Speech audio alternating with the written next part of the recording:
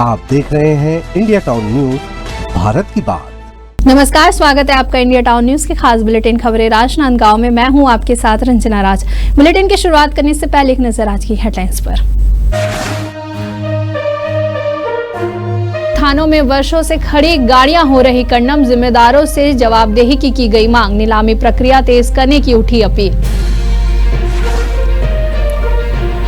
राजनांदगांव की पवित्र धरती ने एक बार फिर महसूस किया गर्व, संस्कार धानी के लाल ने दिखाई दमदारी, दक्षिण अफ्रीका में आयोजित मैराथन में हासिल किया कांस्य पदक। नवा रायपुर में होगी आदिवासी अधिकारों की हुंकार, आदिवासी वर्ग का राज्यव्यापी प्रदर्शन पर ऐलान, सरकार से की ठोस कार्रवाई की उम्मीद।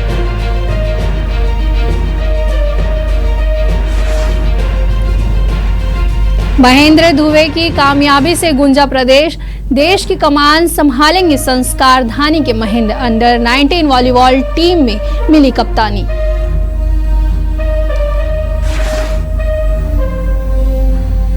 धरती आभा अभियान से जुड़ेंगे आदिवासी, योजनाओं का मिलेगा अब सीधा लाभ। खैरागढ़ में कलेक्टर ने प्रेस वार्ता आयोजित कर दी जानकारी। हेडलाइन के बाद अब खबरें विस्तार से। राजनांदगांव जिले के कई थाना क्षेत्रों में वर्षों से पुलिस के द्वारा जब्त की गई गाड़ियां रखी हुई है, जिसमें से कई वाहन पूरी तरह से कंडम हो चुके हैं। ये गाड़ियां धूप और बारिश की मार से पूरी तरह खराब हो रही है। वहीं स्थानीय पुलिस के द्वारा बताया गया कि ऐसी गाड़ियों को शासन की अनुमति के बाद ई नीलामी के माध्यम से बेचा जाता है। पुलिस अधिकारियों के अनुसार ये वाहन मुख्य रूप से दुर्घटनाग्रस्त वाहन या चोरी अपराधों में पकड़ी गई गाड़ियां होती हैं, जिन्हें संबंधित थानों में जब्त कर रखा जाता है। जब वाहन मालिक लेने नहीं आते हैं और आवश्यक कार्यवाही पूरी होने के बाद थाने शासन को पत्र भेजते हैं, उसके बाद गाड़ियों की ई नीलामी की प्रक्रिया शुरू होती है, जिसमें इच्छुक नागरिक आते हैं और इन गाड़ियों को खरीदते हैं। हालांकि वाहनों के लंबे समय तक थाने में रखने के कारण उनकी हालत खराब होती जा रही है, जिससे गाड़ियों का दाम भी घट जाता है। इस संबंध में स्थानीय लोगों का कहना है कि थानों में गाड़ियों की देखरेख और नीलामी प्रक्रिया में तेजी लानी चाहिए, ताकि वाहन खराब ना हो और जनता को बेहतर सेवा मिल सके। थाने में जो अपराध में लगातार गाड़ियां जब्त होती रहती हैं, एक रूटीन की प्रक्रिया है और इनके साथ साथ इनके निकाल की और राजसात की कार्यवाही भी साथ साथ चलते रहती है। राजसात करने से जो तस्कर होते हैं, चाहे वो शराब तस्कर हो, गांजा तस्कर हो या पशु तस्कर हो, इनके गाड़ियां राजसात होने से इनको हतोत्साहन मिलता है। साथ ही राजसात की कार्यवाही, नीलामी की कार्यवाही होने से थानों में भी जगह पर्याप्त मात्रा में मिलती है। अभी लगभग जिले में 111 आबकारी के प्रकरण के तहत, एनडीपीएस के तहत 5 और पशु तस्करी के तहत 10, कुल 126 गाड़ियां का चिन्हांकन किया गया है, जिनके राजसात की प्रक्रिया जो है चालू कर दी गई है। शीघ्र ही इनकी राजसात और नीलामी की कार्यवाही कंप्लीट कर ली जाएगी, जिससे एक पशु तस्करों को एक संदेश जाएगा कि ऐसी गलत गतिविधियों में संलिप्त ना हो। साथ ही थाने में भी इसमें एक जो स्थान की समस्या है उससे भी निजात मिलेगी और ये जो प्रक्रिया है शीघ्र पूरी कर ली जाएगी। चलिए बढ़ते अगली खबर की ओर, जहां छत्तीसगढ़ में अनुसूचित जाति और जनजाति वर्ग के अधिकारी, कर्मचारियों और सामाजिक संगठनों ने नवा रायपुर के तूता धरना स्थल पर एकजुट होकर अपनी आवाज बुलंद करने की तैयारी में है। इस आंदोलन में प्रदेश भर से हजारों की संख्या में समाज के संगठन, अधिकारी, कर्मचारी और सामाजिक कार्यकर्ता पहुंचेंगे। वहीं आंदोलन के माध्यम से आदिवासी समुदाय की कई वर्षों से लंबित मांगों को सरकार के समक्ष जोरदार तरीके से उठाया जाएगा। इनमें प्रमुख मांग पदोन्नति में आरक्षण, सरकारी नौकरी में आरक्षण की प्रभावी व्यवस्था और संवैधानिक अधिकारों की सुरक्षा और क्रियान्वयन जैसे मुद्दे हैं। वहीं आंदोलनकारी संगठनों का कहना है कि यह धरना प्रदर्शन केवल एक विरोध नहीं, बल्कि संवैधानिक हकों और सामाजिक न्याय की लड़ाई है। जनपद पंचायत खैरागढ़ के अंतर्गत विभिन्न ग्राम पंचायतों में स्वच्छता शुल्क कलेक्शन के लिए विशेष शिविरों का आयोजन किया जा रहा है। इन शिविर के माध्यम से ग्रामीणों को स्वच्छता शुल्क के महत्व के बारे में जागरूक किया जा रहा है और शुल्क वसूली की प्रक्रिया को सरल और पारदर्शी बनाया जा रहा है। शिविर के दौरान ग्राम पंचायत प्रतिनिधियों के द्वारा ग्रामीणों के साथ बैठकर यूजर चार्ज के उपयोग, उद्देश्य और इससे होने वाले लाभ पर चर्चा की गई है। बताया गया कि इस शुल्क के माध्यम से गांव में ठोस और तरल अपशिष्ट प्रबंधन, नालियों की सफाई और सड़कों को स्वच्छ जैसी आवश्यक सेवाओं को बेहतर किया जा सकेगा। इस पहल के अंतर्गत प्लास्टिक कचरे के कम उपयोग के लिए भी जागरूकता फैलाई जा रही है। खबर है बालों से, जहां तांदुला जलाशय क्षेत्र में बने तांदुला इको रिसोर्ट को लेकर एक बार फिर विवाद गहराता जा रहा है। कभी वाटर वर्ल्ड में गंदे पानी के उपयोग को लेकर सवालों के घेरे में आया यह रिसोर्ट अब मछुआरा समुदाय की रोजी रोटी पर संकट बन गया है, जिसे लेकर जनदर्शन में मछुआरे समुदाय के लोगों ने कलेक्टर के सामने अपनी समस्या रखते हुए कहा कि रिसोर्ट संचालकों की मनमानी के कारण उनकी आजीविका खतरे पर पड़ गई है।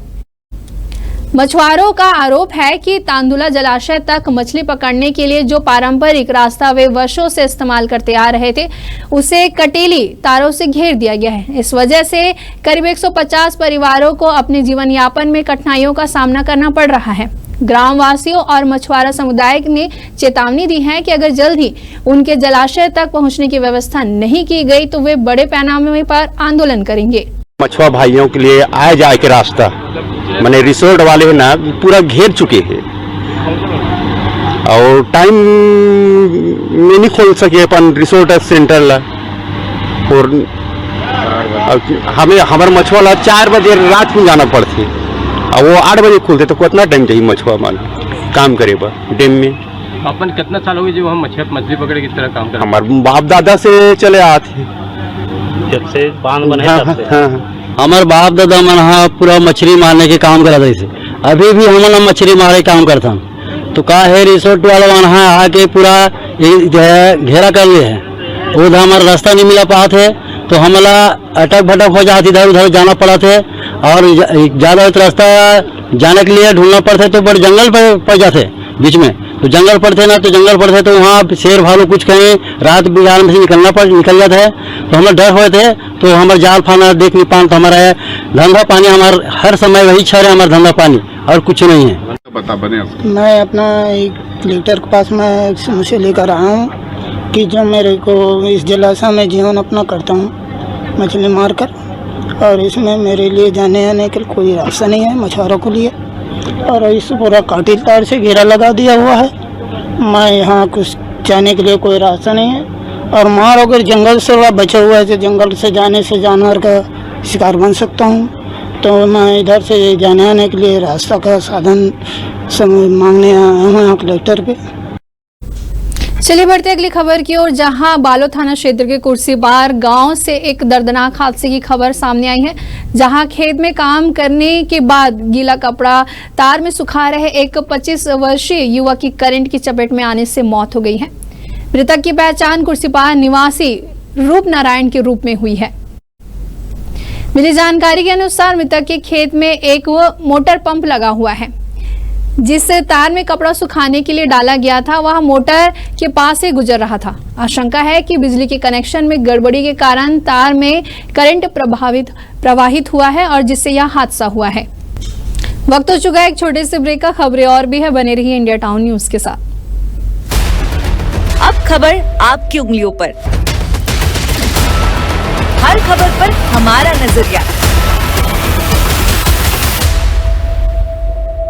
इंडिया टाउन न्यूज, भारत की बात। ब्रेक के बाद आप सभी का स्वागत है। चलिए बढ़ते अगली खबर की ओर। छुरिया विकासखंड के ग्राम पंचायत राना मटिया के आश्रित ग्राम छिंदराव के ग्रामीणों को आजादी के बाद पहली बार जनप्रतिनिधियों का आशीर्वाद मिला है। वहीं ग्राम पंचायत के पदाधिकारियों को छोड़कर अब तक कोई भी जनप्रतिनिधि इस दूर दराज के आदिवासी गांव नहीं पहुंचा था। छुरिया जनपद पंचायत अध्यक्ष संजय कुमार सिन्हा ने जनपद सदस्य जैमुनबाई कंवर के माध्यम से ग्रामीणों के निवेदन को स्वीकार करते हुए गांव का दौरा किया। दोनों पदाधिकारी लगभग 2 किलोमीटर लंबी पगडंडी से पैदल ग्राम पहुंचे। ग्रामीणों ने सनबोरा जलाशय के निचले हिस्से में रोड निर्माण की मांग की, लेकिन वन विभाग की जमीन होने के कारण यह संभव नहीं हो पाया। मौके पर अध्यक्ष संजय सिन्हा ने खुज्जी रेंजर भंडारी से बातचीत कर वन मार्ग के रूप में इसे व्यवस्थित करने का आग्रह किया है, जिस पर रेंजर ने वन मार्ग बनाने के नियम समझाए और आगे की कार्यवाही के लिए सरपंच को आवश्यक दस्तावेज तैयार करने को कहा है। राजनांदगांव की पवित्र धरती ने एक बार फिर गर्व महसूस किया है जब शहर के होनहार धावक उमेश ने दक्षिण अफ्रीका में आयोजित प्रतिष्ठित मैराथन में शानदार प्रदर्शन करते हुए कांस्य पदक अपने नाम किया है। आपको बता दें कि इस दौड़ को अल्टीमेट ह्यूमन रेस भी कहा जाता है। उमेश ने एक अनूठी रणनीति के साथ इस दौड़ में भाग लिया। यह मैराथन विश्व के सबसे कठिन और चुनौतीपूर्ण मैराथन में गिना जाता है। इसमें धावक को 79.98 किलोमीटर की कठिन दूरी तय करनी होती है। वहीं उमेश ने इस अद्भुत उपलब्धि का श्रेय अपनी पत्नी, बेटी और रनिंग टीम के राजनांदगांव के रनर्स को दिया है। इनके समर्थन और प्रेरणा से वे मुकाम तक पहुंचे हैं। राजनांदगांव रेंज स्तर पर पुलिस अधिकारियों और कर्मचारियों के लिए एक दिवसीय विशेष प्रशिक्षण कार्यक्रम आयोजित किया गया। इस प्रशिक्षण का उद्देश्य नवीन कानून के तहत अपराध विवेचना में सहायक तकनीकों जैसे कि वीडियोग्राफी, फोटोग्राफी और डिजिटल साक्ष्यों के संग्रहण की विविधों पर दक्षता प्रदान करना था। यह कार्यक्रम पुलिस महानिरीक्षक के निर्देशन में पुलिस अधीक्षक सभागृह में संपन्न हुआ। प्रशिक्षण में राजनांदगांव, कबीरधाम, मोहला मानपुर, अंबागढ़ चौकी, खैरागढ़, छुई खदान सहित रेंज के चारों जिले से 50 से अधिक लोग शामिल हुए। खैरागढ़ के भरदाकला गांव के निवासी और PM Shri doctor Padumlal Punnalal Bakshi school के कक्षा 12वीं के छात्र खोमन लाल साहू का चयन जापान में आयोजित होने वाले सकुरा साइंस प्रोग्राम 2025 के लिए हुआ है। यह कार्यक्रम विश्व के मेधावी छात्रों को विज्ञान और प्रौद्योगिकी के क्षेत्र में नवीनतम अनुभव और नवाचारों से अवगत कराता है।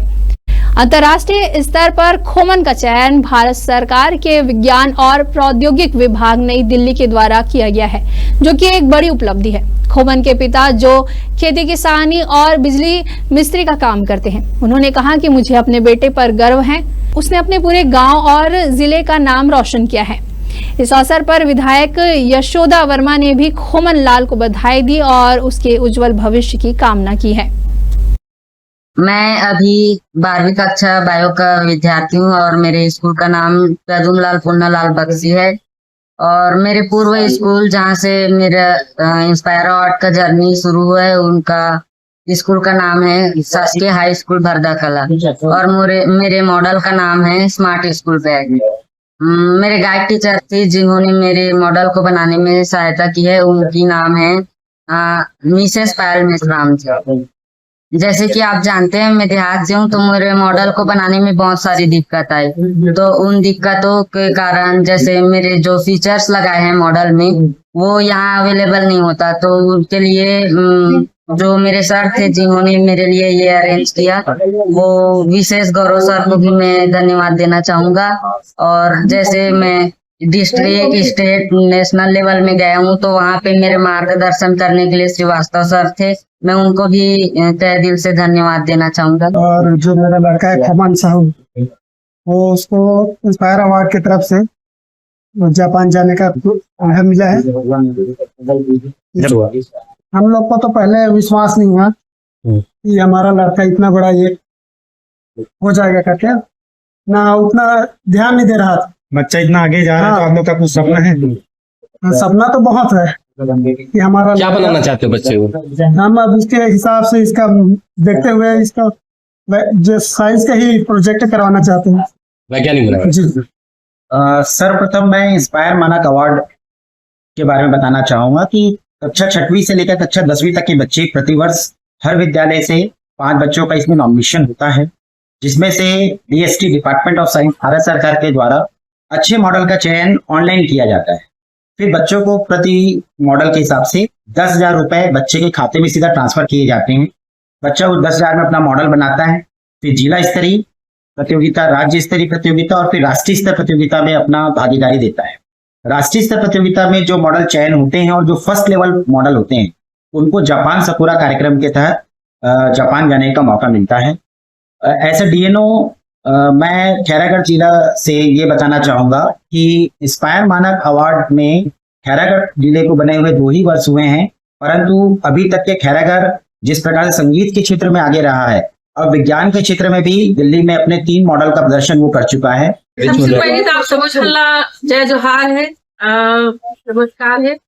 और आज यहाँ बहुत खुशी के माहौल है आज विधायक निवास में। और सबसे ज्यादा खुशी से मोला होती है कि हमार गांव हरदा एला हमेशा से मैं अपन गांव मानता हूँ। वहाँ से मैं खेती किसानी से रख के उठ के आज यहाँ तक के पहुंचा हूँ गाँव में। वो गाँव के आज हमारा लड़का है जिन कम उम्र में आज इंस्पायर मानक अवार्ड के लिए अंतर्राष्ट्रीय अवार्ड के लिए चयनित हुए जिन जापान जाके ये हमारे लिए बहुत खुशी की बात है। और पूरा ग्रामवासी भी आए, मम्मी पापा भी आए, दादी दादा सब जन यहाँ उपस्थित हुए। मैं पूरा खैरागढ़ विधानसभा की तरफ से मैं बहुत बहुत शुभकामनाएं और बधाई देता हूँ। उज्जवल भविष्य की कामना करता हूँ कि आप लगातार ऐसी ही आप बहुत आगे जाओ और आगे चल के वहाँ अपन जिन प्रदर्शनी जिन करूँ वाला बहुत अच्छा से करूँ। प्रकृति से जुड़ाव और सामाजिक सरोकार के लिए पहचाने जाने वाले जितेंद्र मान सिंह साहू ने अपने जन्म दिवस को इस बार एक खास मकसद के साथ मनाया। उन्होंने पक्षी बचाओ अभियान की शुरुआत कर एक बार फिर साबित किया कि सेवा ही असली उत्सव है।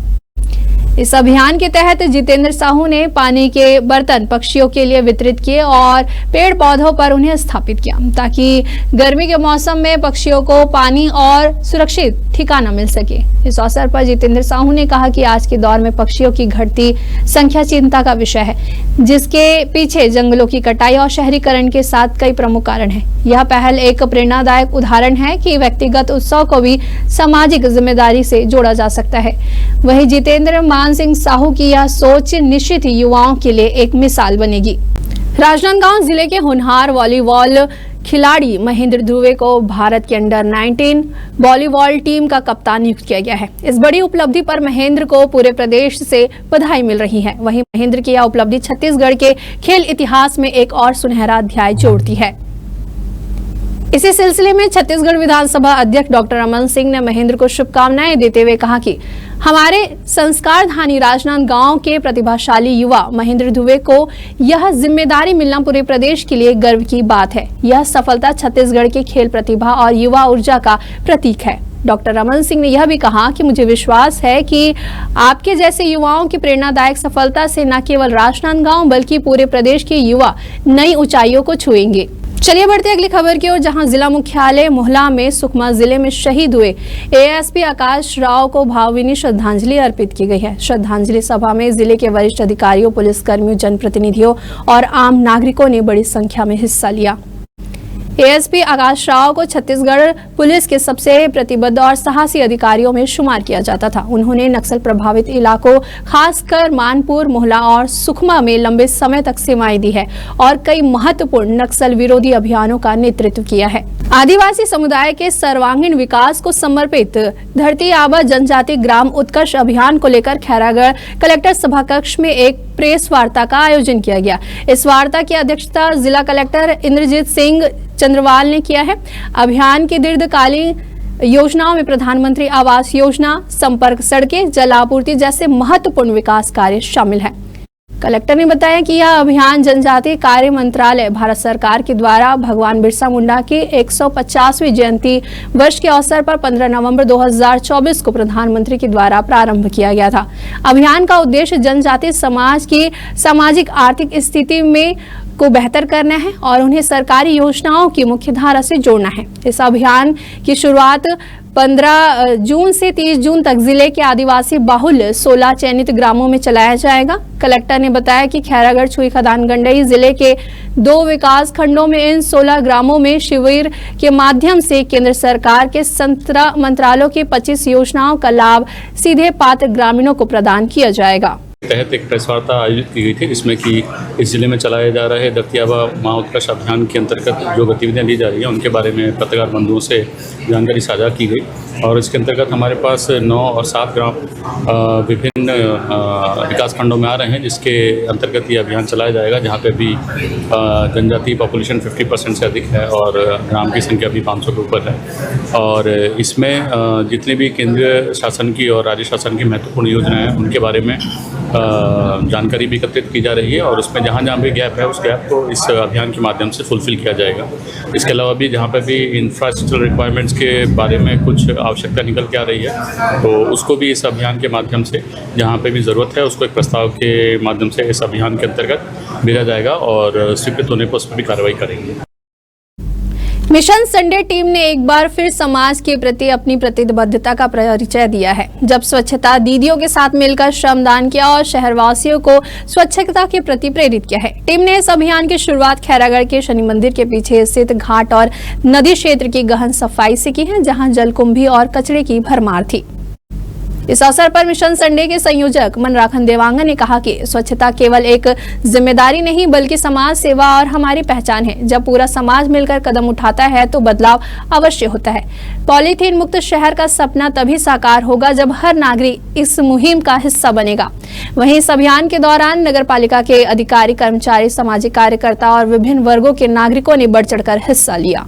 चलिए बढ़ते अगली खबर की ओर, जहां छुरिया थाना क्षेत्र अंतर्गत आमगांव स्थित बग्गा केलाबाड़ी में मजदूरी कर रहे एक श्रमिक की आकाशीय बिजली की चपेट में आने से मौत हो गई। मृतक की पहचान भागवत यादव के रूप में हुई है।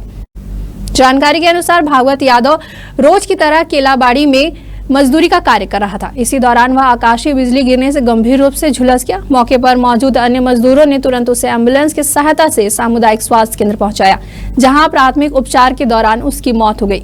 इस हादसे की सूचना मिलते ही विधायक ने शोक प्रकट कर मौके पर मौजूद एसडीएम को निर्देशित किया कि आरबीसी यानी कि राजस्व पुस्तक परिपत्र के अंतर्गत मृतक के परिजनों को शीघ्र मुआवजा प्रदान करने के लिए प्रकरण तैयार किया जाए। बालोद जिले में शराब दुकान के बाहर हुए विवाद में एक व्यक्ति की जान चली गई। मामला डोंडी लोहारा क्षेत्र का है, जहां शराब खरीदने आए युवक जालम आमदो और उससे शराब पिलाने की दबाव डालने वाले रहे विजय बघेल के बीच कहासुनी हो गई। जानकारी के अनुसार जालम शराब खरीदने लोहारा पहुंचा था। इसी दौरान विजय बघेल ने उसे शराब पीने को कहा।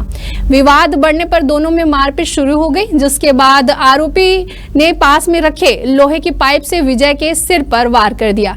एसडीओपी ने बताया कि आरोपी जालम के खिलाफ मामला दर्ज कर गिरफ्तार कर लिया गया है और आगे की कार्यवाही जारी है।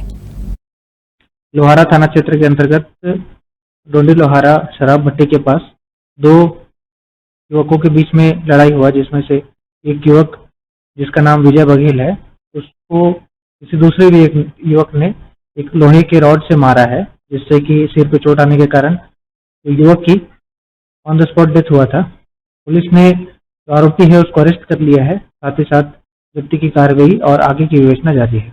क्या वजह सामने है सर? अभी हत्या की वजह का तो जो सामने आ रहा है वो आपसी झगड़े का ही है। ये शराब पीने के नाम पे आपसी झगड़ा हुआ था दोनों के बीच में और आगे विवेचना जारी है इसमें, और इसके बाद भी कोई अगर बात सामने आती तो उसका खुलासा करेंगे। आरोपी गिरफ्तारी हो गई है, उससे जब्ती और आगे की विवेचना की जा रही है। बालोद जिले से एक दिल दहला देने वाली घटना सामने आई है, जहां बालोद थाना क्षेत्र के ग्राम बगमारा में एक 65 वर्षीय महिला की उस वक्त बेरहमी से हत्या कर दी गई जब उसका बेटा विशाखापट्टनम में अपना जन्मदिन मना रहा था। मृतका की पहचान गीताबाई देवांगन के रूप में हुई है। जानकारी के अनुसार मृतिका का बेटा टुकेंद्र देवांगन अपने दोस्तों के साथ विशाखापट्टनम में बर्थडे सेलिब्रेशन के लिए गया हुआ था। इसी दौरान उसे सूचना मिली कि उसकी मां की हत्या कर दी गई है। सूचना मिलते ही फॉरेंसिक टीम और बालोद पुलिस मौके पर पहुंची और जांच शुरू कर दी है। ग्रामीणों और पुलिस के अनुसार मृतिका के सिर और गले पर धारदार हथियार से कई वार किए गए थे। घटना के वक्त घर पर मृतिका की बहू खिलेश्वरी ही मौजूद थी। पुलिस फिलहाल उससे पूछताछ कर रही है और पारिवारिक विवाद के एंगल से मामले की जांच की जा रही है। थाना बालोद के ग्राम बगमरा में एक 65 वर्षीय महिला के मृत्यु होने की सूचना प्राप्त हुई थी, जिस पर थाना स्टाफ के द्वारा जाकर घटनास्थल का निरीक्षण किया गया है। प्रथम दृष्टया ये जो है मामला हत्या का प्रतीत हो रहा है। इसमें एफएसएल टीम वगैरह को बुलाया गया है। आसपास के लोगों से पूछताछ की जा रही है। मर्ग कायम पंचनामा कार्रवाई किया जा रहा है और आगे जांच इसमें जारी रहेगी। हमारे खास बुलेटिन खबरें राजनांदगांव में फिलहाल इतना ही। मुझे दीजिए इजाजत। नमस्कार। आप देख रहे हैं इंडिया टाउन न्यूज, भारत की बात।